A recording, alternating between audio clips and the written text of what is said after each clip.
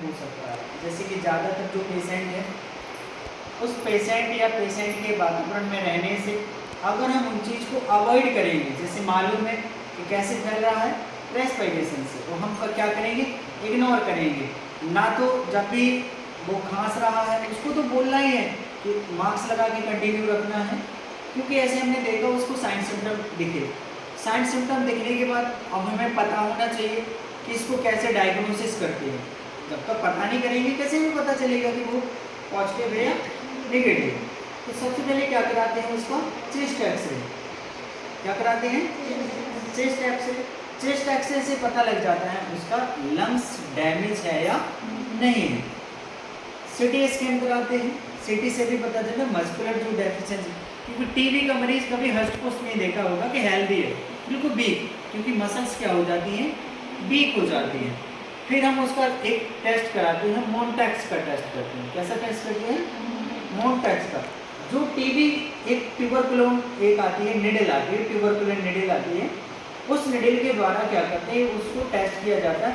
फिर एक होता है स्पुटम का कल्चर, जो स्पुटम, क्योंकि सबसे पहले जो ट्यूबरकुलोसिस जो बैक्टीरिया है, एक रॉबर्ट कोच नाम के वैज्ञानिक ने बताया था कि एक बैक्टीरिया होता है, जो बैक्टीरिया क्या करता है, टीबी बीमारी पैदा करता है। कि टीबी रॉबर्ट कोच ने देखा, रॉबर्ट कोच ने एक स्पुटम लिया, स्पुटम एग्जामिनेशन के द्वारा उसने एक बैक्टीरिया का आविष्कार किया, जिस बैक्टीरिया को उन्होंने नाम दिया था मायोबैक्टीरियम ट्यूबरकुलोसिस। जांच कर ली। अब जांच करने के बाद आया कि सीटी करा दिया है, जो सीटी स्कैन, चेस्ट एक्सरे करा दिया, ट्यूबरकुलोसिस जो एक ट्यूबरकुलोन मोनटैक्स का टेस्ट कराया।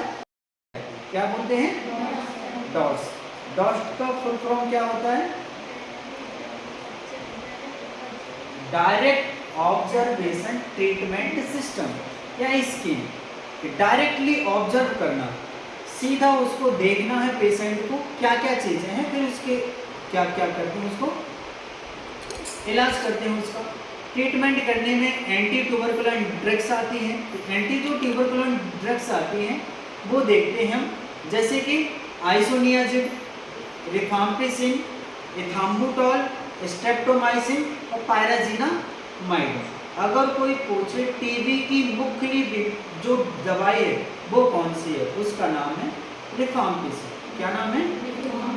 रिफाम्पिसिन।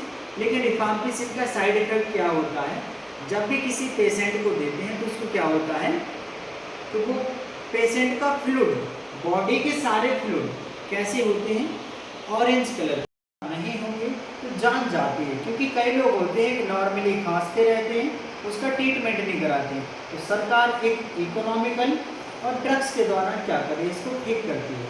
क्योंकि बहुत सारी जो बीमारियां, क्योंकि ऐसी बीमारियों के द्वारा जो हमारा जो एक रेशियो है, जो एक रेशियो, क्योंकि अगर हम देखें इंडिया में टीबी जैसी बीमारी दूसरी बीमारी है जिससे लोग मरते हैं, पहली है HIV।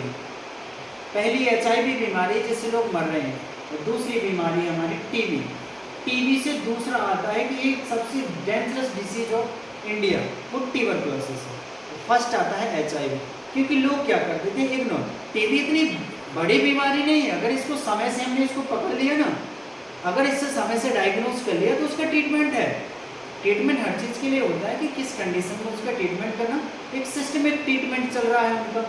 फीवर आ रहा है तो पायरेटिक देंगे, और अगर उनका ट्यूबरकुलोसिस मालूम हो गया कि इसको टीबी है तो उसके एंटी ट्यूबरकुलोसिस जो ड्रग्स हैं वो दे देंगे ओरली, जो चल रहा है इस तरीके से उनका सिस्टम। और साथ में उनका न्यूट्रिशन चलता रहता है, तो उसको liquid diet, solid diet, diet पर मेंटेन किया जाता है, जिससे उसकी मसल्स को क्या हो, ग्रोथ कर सके। क्योंकि मसल्स को भी क्या कराना पड़ता है, ग्रोथ कराना, बढ़ना, वो क्या हो जाएगी, उसकी डेथ हो जाएगी। इसलिए टीबी जैसी बीमारी को इग्नोर नहीं करना पड़ता।